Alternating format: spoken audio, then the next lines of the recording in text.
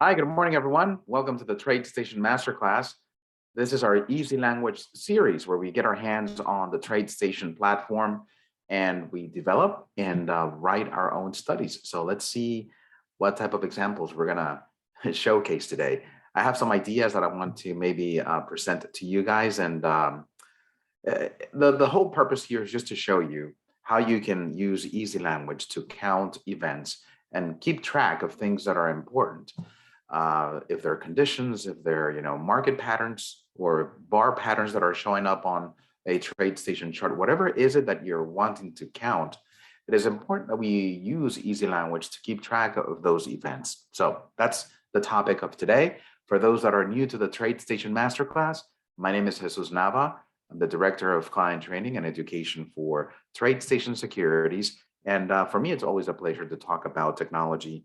Let's go through some of the disclosures of this class. Keep in mind that every symbol and idea that I talk about is for educational purposes only.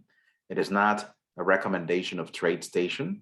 Also, that active trading is not suitable for everyone, and that past historical performance is no guarantee of future results. For anyone that needs more details on these disclosures, you have a link right there on the slide, www.tradestation.com/important-information, and you'll find all the details there. Okay, let's get started. In this PowerPoint, you're going to find a couple of examples that show you how to count events. And I always like to keep it handy just in case I want to refresh my memory as to what the syntax looks like. So I'm going to share this as a PDF with everyone here. It just has two simple slides with two examples, and use them, whenever you want to count things on TradeStation. This is a very good reference cheat sheet for you to just keep handy and see how things are done. The first example on this PowerPoint is related to using variables as counters. Now, variables, it's a container that you can use on any programming language, and it contains either a formula, it can contain some text. There's multiple purposes for a variable. Most of the time, we use these variables to hold a value, and this value is kept inside this variable, and it can change or be updated based on certain calculations. Since we know that the variables can hold a certain value, we're going to use it as a counter so that we can increment that number every time that a condition happens. Of course, this counter can go on and on and on, so you need a way of resetting that counter so that it goes back to zero. They can count up or they can count down into negative numbers. So whichever way you set them up on your code, that is exactly how they're going to keep track of the count. An example, this is a syntax or easy language syntax that is going to count higher highs. And the way that it works, if you look over here, well, the first thing is declaring a variable. We always use variables, as I said at the very beginning, and we give them a custom name so that they're descriptive. In this case, the name of the variable is higher high count. It's a custom name, so you decide what that name is going to be. We're going to write some code where we're going to create our own variables. But then once you have that variable, you can use it as a counter. So if high is greater than the high 1 bar ago, then higher high count equals higher high count plus 1. So it's interesting that putting that in an if-then kind of statement, well, an if-then statement, this is not a kind of a statement, this is an if-then statement. By putting the counter inside of an if-then statement, the counter only gets incremented when the condition is true. And every time that you have a high that is higher than the high 1 bar ago, it's going to add plus 1 to that counter. So it's going to keep track of that result and just keep on adding 1 every time that the condition is true. Then we have an else, higher high count equals 0. So this is a resetting mechanism. So as long as you have a higher high than the previous bar, of course, it's going to increment by 1. But then when it doesn't happen, it just resets it back to 0. So this is a type of study that you plot it on a chart or in radar screen, and it keeps track of the stocks that have a higher high or consecutive higher highs. And it would be a number that it's important to know, at least, if you want to keep an eye on stocks that are incrementing in value.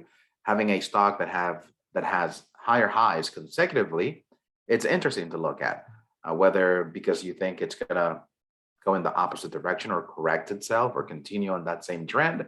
Whatever it is your outlook, this allows you to find stocks that have consecutive higher highs and the ones that have the most consecutive higher highs, because you may find stocks that have 2 or 3 consecutive higher highs. But if you're looking for something that has more consecutive higher highs, this will help you keep track of those and look at the ones that have the most number of higher or consecutive higher highs. So we have the plot statement. If higher high count is greater than 0, then plot.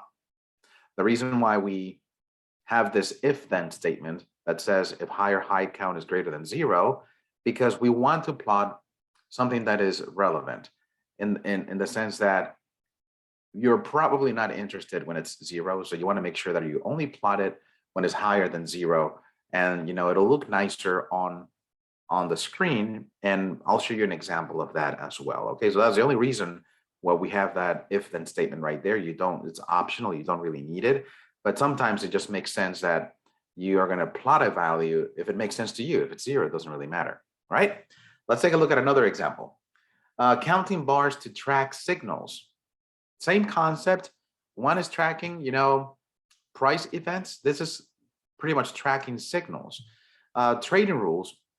And this goes on insane. I'm just going to read right here from the PDF. Trading rules often have multiple conditions or rules that need to line up on a bar in order to generate a trading signal. This grand lineup rarely happens. We could count the number of bars ago a signal occurred to see if it occurred within a number of bars of another signal.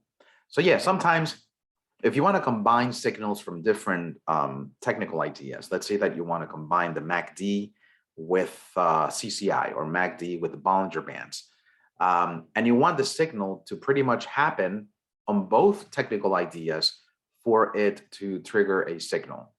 But to get those signals to line up on the exact same bar, it's very difficult, almost impossible. It rarely happens where you have, different technical signal or technical indicators trigger the signal on exactly the same bar. So by counting the bars, you can keep track of how long ago did it happen. So this would mean that when it happens, you want to start off on 0, and every time that you get a new bar, it just adds to that counter. So you know exactly how many bars ago it happened. Some of the technical studies that are part of TradeStation do this automatically, and they are programmed to give you that counter, and we'll take a look at one. But this is the way the syntax works. This is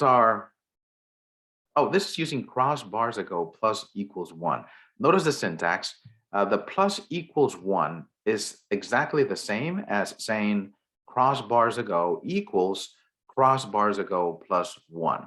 So if you want to save yourself from typing the variable again, you can use the plus equal syntax, and it's exactly the same as we saw before. Okay, just keep that in mind. We're going to use this style in our example indicator so you can see how it is used. So if MACD crosses over 0, then cross bars ago equals 0. If MACD crosses under 0, then cross bars ago equals 0. What is this doing? Well, if you have this cross bars ago inside your Easylanguage code, every time that it calculates, it's going to add a number 1. When the condition happens, this is when the MACD crosses over 0, which is a trading signal or a signal for the MACD. But if you're waiting for another technical idea to also happen, this is a good way to keep track of how long ago MACD crossed over 0, because at this time, that variable gets reset to 0 and the counter starts from 0. And then you know exactly how many bars ago it happened. So you can say, well, yeah, the MACD, your condition should say something like, okay, if the Bollinger Band triggers a signal and MACD has happened in the last 5 bars, because you're keeping track of how many bars ago it happened, then trade. So the two trading indicators did not have to align exactly on the same bar, but you are still, looking at how long ago it happened, and you still want those trading signals to be within proximity of each other. That's exactly what this is trying to say. And we don't have, I don't recall seeing any strategies that have a counter like this, but it would be important if you're trying to bring in, different technical indicators and you want those indicators to at least be within proximity of each other. It's a great example. Let's go over here to, I don't think I have any more here. Any other examples here? I think it just goes to a disclosure slide. We'll come back to it at the end of the class. But let's go over here to my TradeStation platform and show you a couple of examples, or at least one example that has that counter. Let me go and open up. Usually radar screen is the one that shows or plots the number of bars ago that something happened. So let me open up radar screen. I'm going to put in the NASDAQ 100 in here. All right. I'm going to remove the label row and the symbol for the NASDAQ and this incorrect symbol. Okay, so these are the 100 symbols of the NASDAQ 100, and I'm going to go ahead and add a column. I believe MACD has that concept of a counter. Let's go ahead and take a look. MACD. I'm going to move it down all the way at the very end. There we go. Everybody sees this column right here? Cross bars ago. It tells you exactly when the MACD crossed. So this syntax, let's go and take a look at the Easylanguage for this. I'm going to right click on the header, go to studies and click on edit Easylanguage for MACD. And I'm just going to highlight the area where the counter is. Well, here's the variable, cross bars ago. Remember that it has to be declared as a variable because cross bars ago does not exist in the language. But once you have that in your variable declaration statement, in your assignment, take a look at what happens here. If, this is another way of writing a crossover or cross under. So MACD greater than 0 and MACD 1 bar ago less than or equal to 0. You can see that's pretty much a crossover. But what I wanted to highlight here is the cross bars ago equals 0. Else begin cross bars ago plus 1 or plus equals 1. So this is keeping track of that condition until it crosses and then resets the counter to 0. So when it plots, this is for radar screen. When it plots in radar screen, you have an additional plot. Let's see if we find it. It's going to be plot number 5. Where's plot number 5? Here it is. If you're in a chart, if you're not in a chart, if in a chart equals false, meaning that you are in radar screen, plot number 5 is going to be cross bars ago.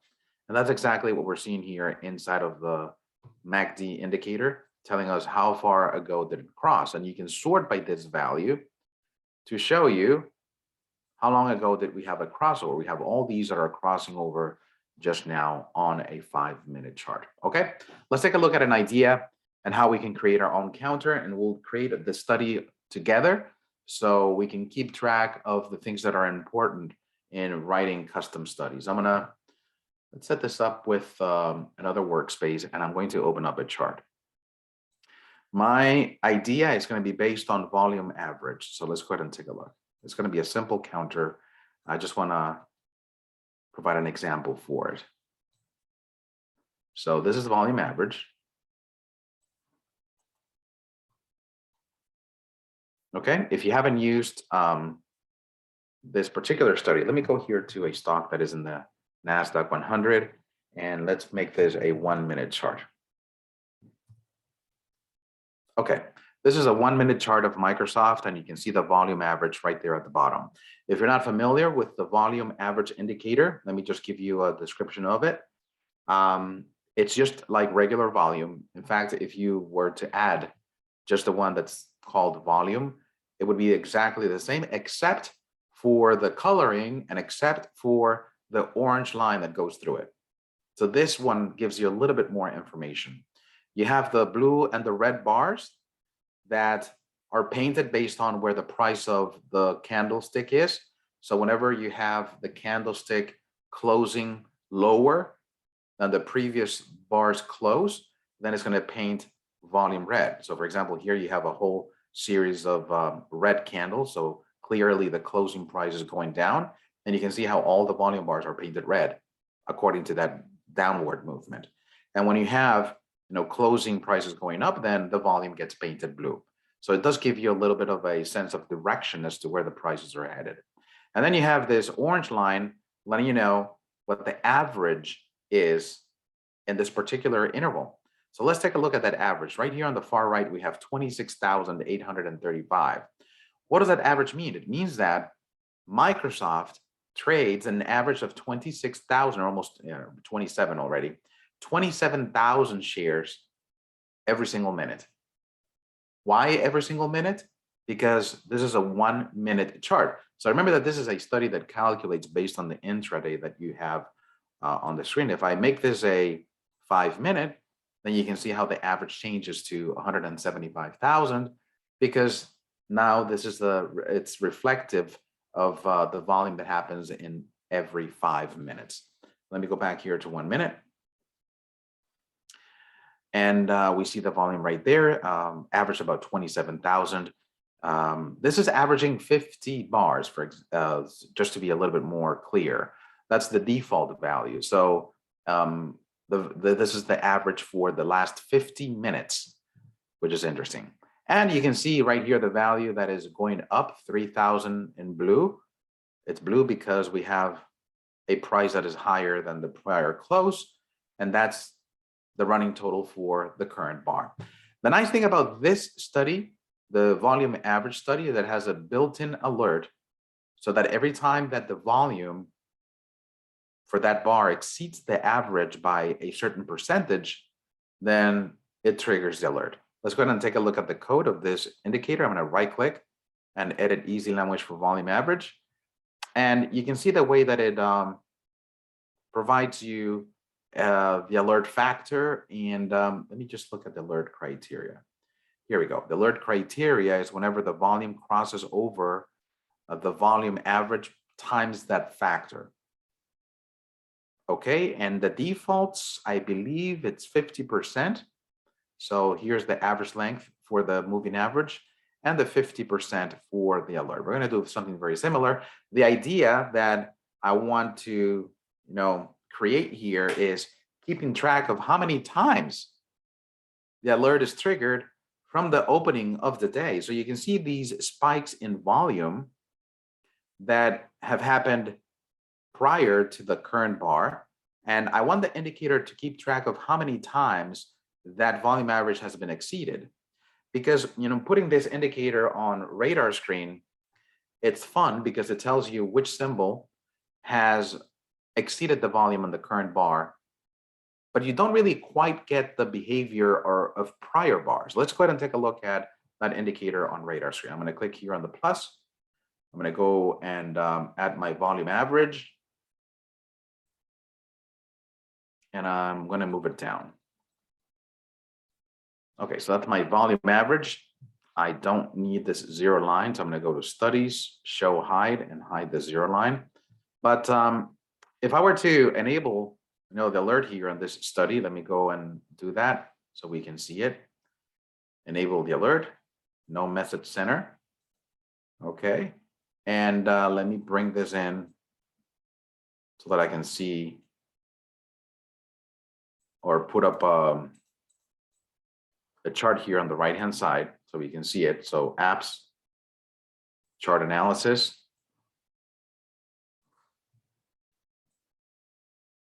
And let's put the same study here, add study, and we're going to do the volume average.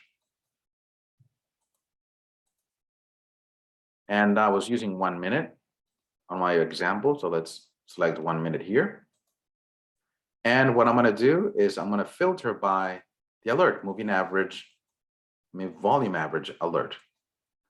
So notice that out of the three, we have 3 symbols. Let me take a look at this one, KLA Corp. And you can see on the current bar, you can see that big spike in volume that is clearly above the average. The average is 524, and the current bar has the volume of 2,067. Now, of course, that's interesting to find out, like these stocks that are exceeding volume, by a certain percentage. But I thought maybe it would be more interesting to know how how did it look, from the beginning of the day. Instead of just having the ones that are crossing right now, give me the ones that have crossed the most since the beginning of the day. And that way, you really know that that stock has unusual activity since the beginning of the day. Because this bar right here could be an isolated bar. It could be something that happens sporadically. So maybe that's not so interesting than a stock that is presenting that behavior since the beginning of the day consistently. So let's go ahead and rank the stocks of the NASDAQ 100 based on how many times the stock has exceeded the volume average by a certain percentage. So that's the idea that we're going to work on right now. So let's go here into the development environment. I'm going to go here to Easylanguage. Let me close some of these documents, and let's create one. So I'm going to go here, create another function. Sorry, this is new indicator, and this will be exclamation JN. We're going to call this volume AVG breaks. Volume AVG breaks. Okay, great. First of all, let me just think about the things that I need here. This is based on the volume average study. I could look at the inputs that are there, but let's go ahead and be a little bit more creative. Let me go here and create some of the inputs. Some of the information that I need to provide this indicator. The first thing is what the length of the average is. The volume average does that. How many bars are you going to be using for that volume average? So I'm going to call this vol AVG length. And I'm going to start that off at 50. I'm going to use the same parameter that the volume average study uses. This is going to be a very different indicator. So the volume average length, and I'm also providing the percentage by which I want the volume average to be exceeded. Let me go ahead and pause some of the notifications here. Okay, so what I want to do is provide the percentage that I want the volume to be exceeded by. So this is going to be volume percent. Let's call it percent above vol. Okay, and I'm going to start that at 50 as well. My variables, I want to calculate, first of all, a volume factor, because that's the factor that I'm going to use to multiply the average by, so that I know what value needs to be exceeded. And you'll see this will make much more sense once I start, assigning the calculations. I need the volume AVG. This is numeric. Volume factor is also numeric. And then I'm just gonna, that's my two variables for now. So what are my two variables? Well, volume average is going to be equal to, at this point, I think everyone here in class knows what the function is for average. And we know that we just have to type in the word average and open up parentheses. And in parentheses, we have to supply two things. We have to supply what is the value that we're averaging, and then how many bars or how many periods are we averaging that for. So what I'm averaging here is ticks, and I'm averaging the ticks by the volume AVG length. All right, does that make sense? So it's the average function, and I just provided the two things that I need to average. Ticks is a word that keeps track of contracts and shares if you're using an intraday chart. So I know there's a whole conversation or a whole separate subject about using the word volume versus ticks, and this is something that we have brought up before in class, especially when we have John Brook in the house.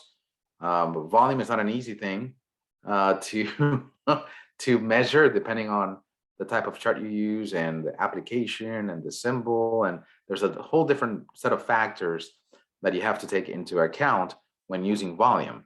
But since I know that this is going to be on an intraday chart, specifically minute bars, I'm going to use ticks, okay? But if you're going to start developing studies based on volume, it's good for you to understand all the different variations of the volume reserved words so that you're using the correct one, okay? So this calculates the average for 50 bars. And now I'm going to create or calculate the volume factor, because that's going to be what percentage I'm providing here in the inputs. I have to take percent above volume.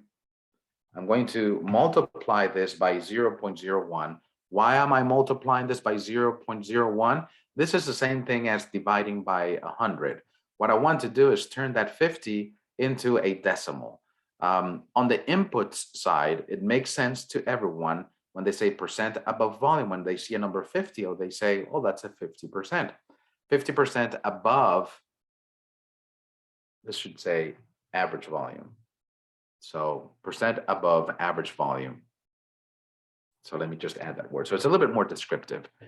So when you say 50% above the average volume, then you know exactly what that is. But we have to turn that 50 into something that we can use as a factor. And that's what we're doing here.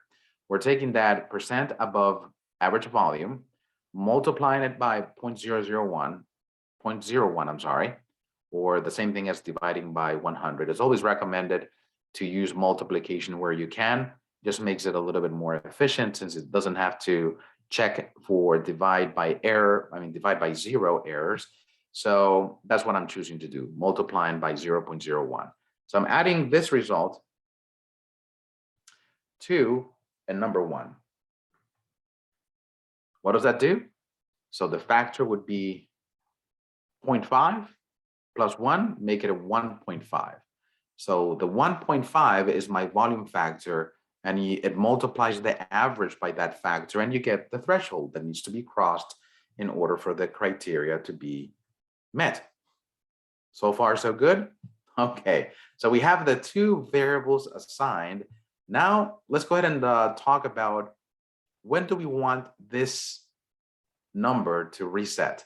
I thought that it would be fun to have this number reset at the beginning of the day. So we keep track of how many times the volume average is exceeded since the beginning of the day. So I used something like this. If the time, notice how the time comes up blue, because when I use the word time, I'm looking at the time of the bar, or the time of the candle. And I want that time to be equal to session first bar time. Notice that I typed up that whole thing and it comes up in magenta because it is a function that belongs to the language. When you use that word, it knows exactly what the time on the first bar is, the first bar of the day. That's why the function is called the session first bar time. You do have to supply two parameters. I'm going to use, you have to tell it, one is a regular session and one is just session 1. So for the most part, most of the time, you're going to be using 1 and 1 because you just want to use the regular session and the first session that is listed. If you do make changes to session times, or you're using custom sessions, then you need to worry about the numbers that are inside those parentheses, because you have to point to the custom session. You have to point to the specific session that you're listing in the custom session. But for the most part, if you don't really mess with sessions and you don't really do anything to them, most of the time this function will take 1 and 1. Okay, so if you need more information on this, right click and you can go to definition, and it gives you a whole bunch more examples on that function. But what I'm looking for is for the Easylanguage to identify the very first bar of the day. And by using this if statement, it's doing exactly that. It's comparing the time of the bar to the time of the very first bar. And if it matches, it knows that it's on the first bar of the day. And when this happens, I'm going to say then,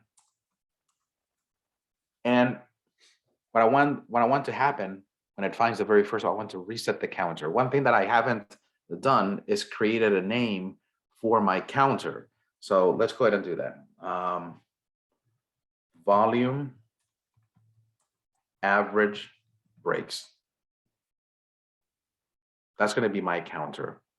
I need to declare that as a variable because this doesn't exist in the language. So let's put it up here in my variable declaration. This is also numeric. And I'm using just as a counter, so I don't need to put it in my assignment. I mean, I'm assigning it right here. Volume average breaks is going to be equal to plus equal 1. I'm sorry, no, that's not what I want here. That's going to be equal 0 because that's when I want to reset it. I don't want it to count or start counting when it's on the first bar. I want it to reset it to 0. So every time that it finds the very first bar of the day, it's going to reset my counter to 0. Now from that point, I have to then start the counter for the things that I want to keep track of. So if ticks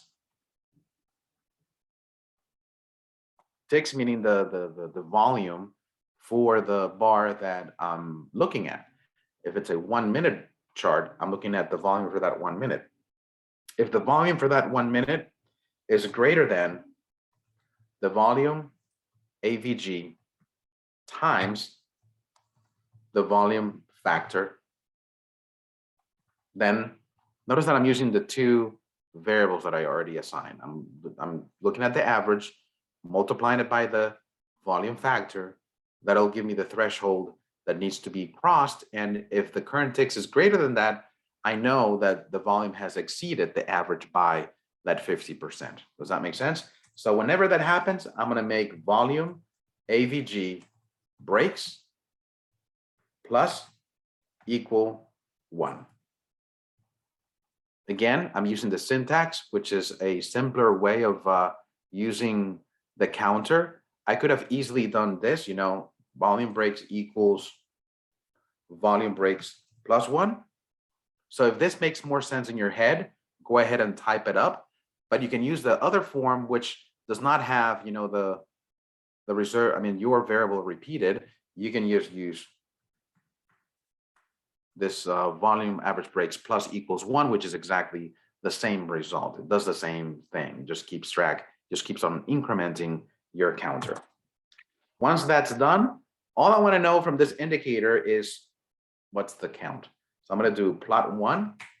It's going to be my volume AVG breaks, which I'm going to call this vol breaks. Let's verify this code. Okay, verification works. It's successful. Let's go ahead and go to the properties. I do want to make some changes to the way the indicator looks. So I'm going to go here to chart style. And this is the line. I want to make it as a histogram. So I want to make it a histogram. Let's make the histogram a little bit thicker. For the chart color, this is using red, which I'm okay with. I don't have any coloring yet. We may come back and add some coloring just so we can make it a little bit more fun. But for the chart style and the chart color, I think I'm good. One thing that I want for scaling, I'm on the right axis, which is okay because this is going to plot separate from the candles. And that's exactly where I want it. Now, one thing that I'm going to do from here is go to the general tab and load additional data. Why? Because I know that when you have a counter and you use it in radar screen is going to require for you to have additional data. And if you don't do this from the beginning, by the time you go to radar screen and you put the indicator on radar screen, you're going to start scratching your head trying to figure out what's wrong with it, because it happens to me all the time. I write an indicator, I know that it works for charting, I've used it in charting, and then I go over to radar screen and it doesn't work. And then I sit there, what's going on? And then later I realize that I didn't provide the data that radar screen needs. So this thing right here is something that you must do if you plan on using that indicator in radar screen. So I'm going to add just an extra 100 bars. That's not going to tax the system that much, but I need, a buffer. I need a cushion of data so that the indicator calculates properly. For the, let's go here, the chart style. Let's go here to grid style, because on the grid style, I rarely go in here, but since we started talking about radar screen, when you go to the grid style, this pertains to the grid and radar screen. It doesn't apply to charting. And it is pretty much telling you, how do you want to visualize the symbol? Do you want to use the same setting as the symbol? Well, in this case, I don't, because the symbol carries decimal places. And this is more like an integer counter. I just want to keep track of the number, whole numbers, rather than decimal. We'll never have decimal places. So rather than having the same as symbol, I'm going to go to a number, and I'm going to drop the decimal places so it just plots the numbers. I'm going to click OK. And then I'm going to click on verify one more time. So I've killed two birds with one stone. I formatted the indicator for charting, but I also remembered, if I'm using this for radar screen, I might as well just check radar screen and make sure that it's set up properly.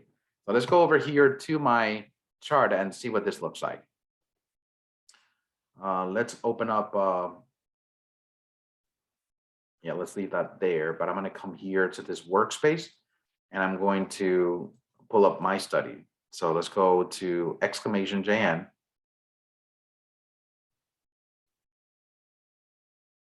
And go here to volume average breaks. All right. So this is what it looks like on a 1-minute chart for Microsoft. You can see that it continues to increment. Every time that we have a volume bar that exceeds the average by that 50%, which is our threshold, you can see that it's incremented. Now the value here is exactly 4. It was 3 back here. So just because of the scale, it's not showing a little histogram. You can manage the scale of this indicator. Like the scale is set to automatic, but let me go and squeeze the chart a little bit more. There we go. So now you can see that it's keeping track from the very beginning. See, at the very beginning of the bar, the counter resets to 0. This is the beginning of the day. You can see that on the prior day, we were at 54. So the prior day, like yesterday, Microsoft exceeded the volume average 50 times. Now that's an interesting number to look at. And how does it compare to today? Today it resets to 0. And every time that we have a spike in volume that exceeds the average by 50%, it just increments our counter by 1. We can see that so far we have 15 times, volume has exceeded the average by 50%.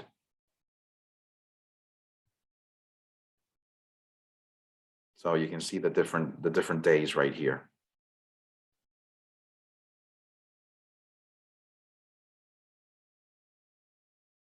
Let's take a look at this indicator and radar screen. I'm going to come over here to my radar screen. Let me remove this volume average. Let me add here. I'm going to add !JN volume breaks. Volume average breaks. And I'm going to move it down. And here it is. Let's go ahead and remove the alert, the filter. So now we have the NASDAQ 100, and this is keeping track in a 1-minute time frame from the beginning of the day, how many times these symbols have exceeded the average by 50%. Of course, you can play with those numbers if you please, but the nice thing about putting this on radar screen is that we can sort and rank by that value. If I double click, it'll do it in ascending order. And if I double click again, we'll see it in descending order. Now you can see that Broadcom is the symbol that has exceeded the volume today more than any other symbol in the NASDAQ 100.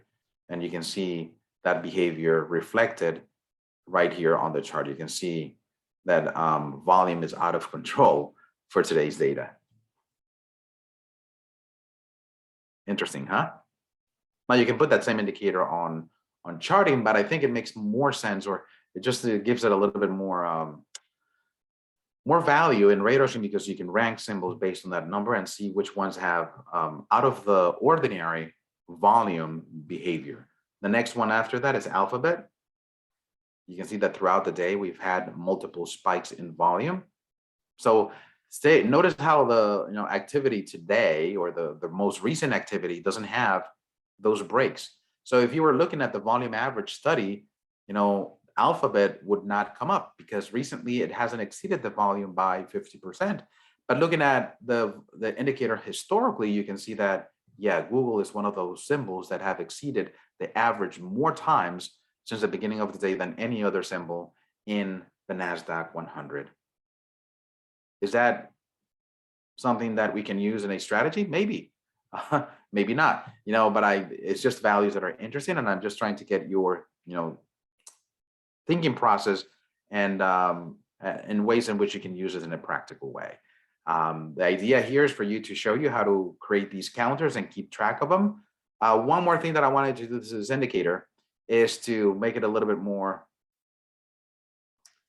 to enhance the visual. And I wanted to do that with some sort of color gradient. If I put the indicator here on a chart, let's go here to studies, add studies, JN volume average breaks. Yeah, we can see it right here on the chart.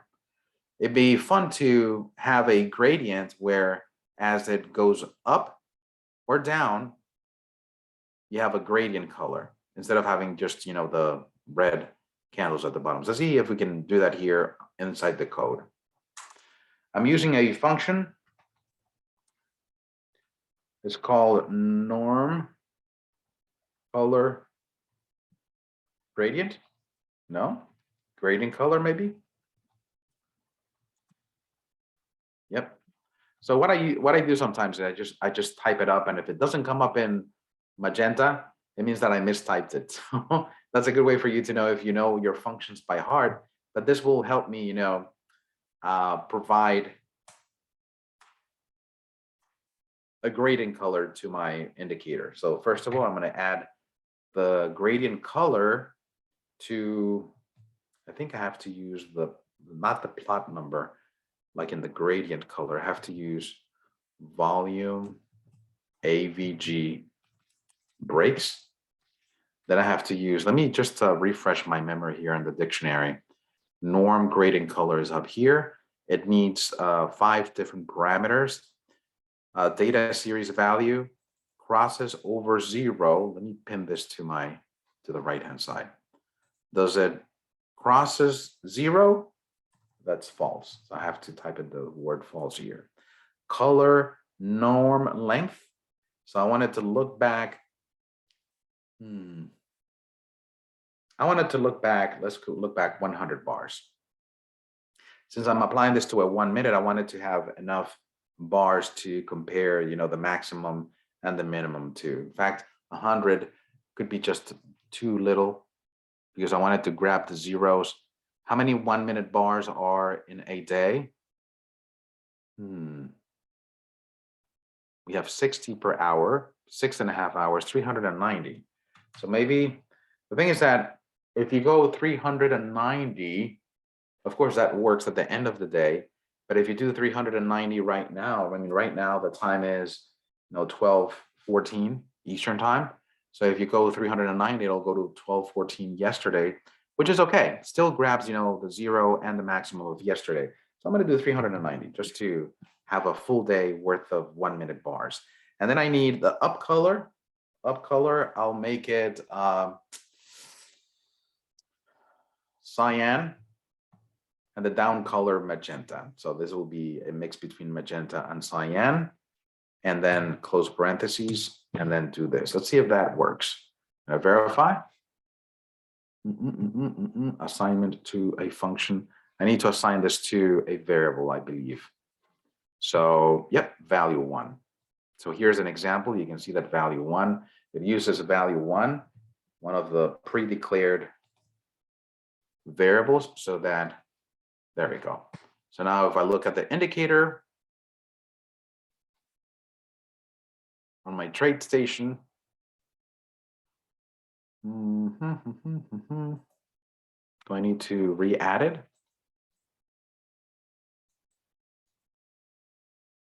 So JN volume average breaks. I didn't test, the gradient, so maybe that's not the way to do this. Norm, gradient, color, volume, average breaks, which is my plot. Is it because of the 390? I doubt it. Let's go here to the example of this. Can anybody see the problem here? Specifies which bar value. So, yep. All right, false, yellow, red.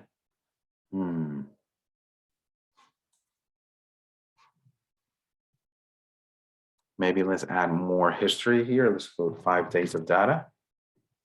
No? Okay. Let's go back to the code here. Value 1, norm, gradient, color, volume, average breaks. I'm applying it to the right plot. Let's go ahead and do less bars here, see if that has any effect.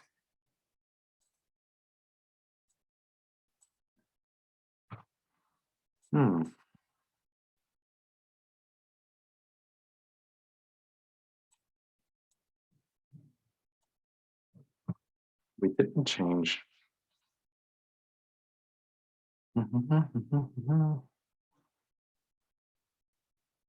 Maybe we need to put it above the plot.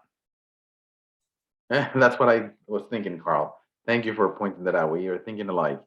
So let's see, let me remove it. I mean, that should have recalculated because we made a change to the code. It's not a property. So it should have taken the color. So we put it above the plot statement.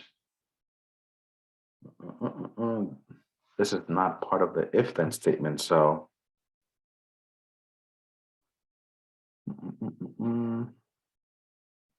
I don't know. Yeah, I wanted to do something fun and now it's not working. So I'm looking at this and trying to figure out why is it my gradient color being applied. Let me go back here to my help.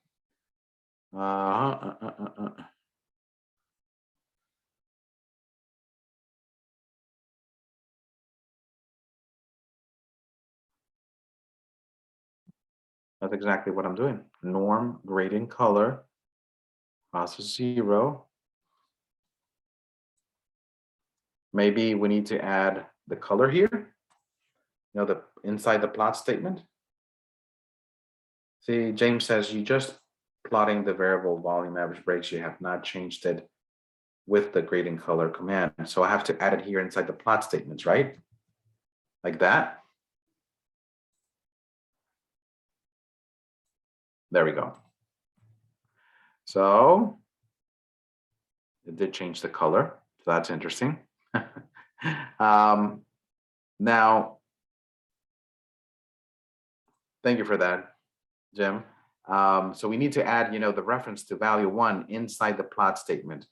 And that makes a lot of sense, and we're all thinking alike, when you posted that there, I was thinking maybe it just needs to go into the plot statement too.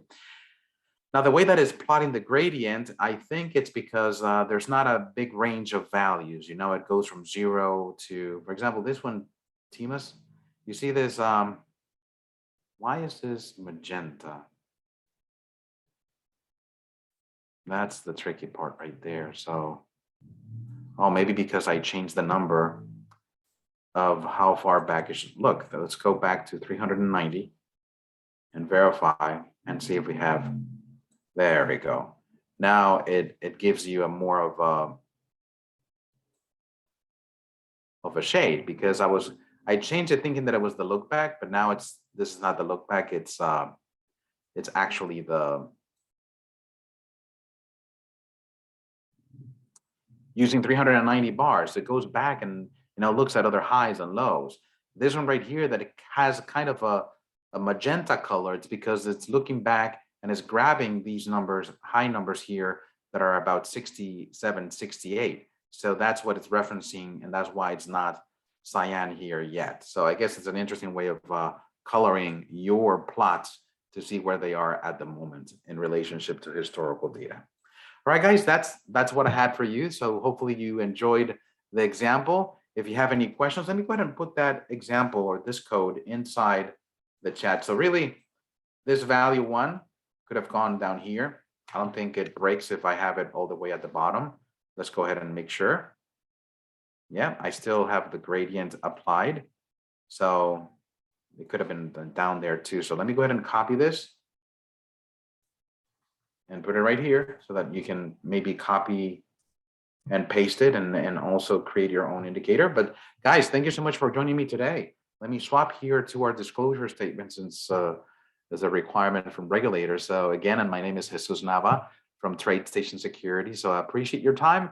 And tomorrow we're going to have 2 sessions, one at 11:30 for Ask the Experts, and then our 12:30 session is going to be platform essentials. We're going to dive deep into some of TradeStation's functionality. So thank you for being here. Have a wonderful afternoon, and if I don't get to see you, have a wonderful weekend as well. I'll see you next class. Bye-bye.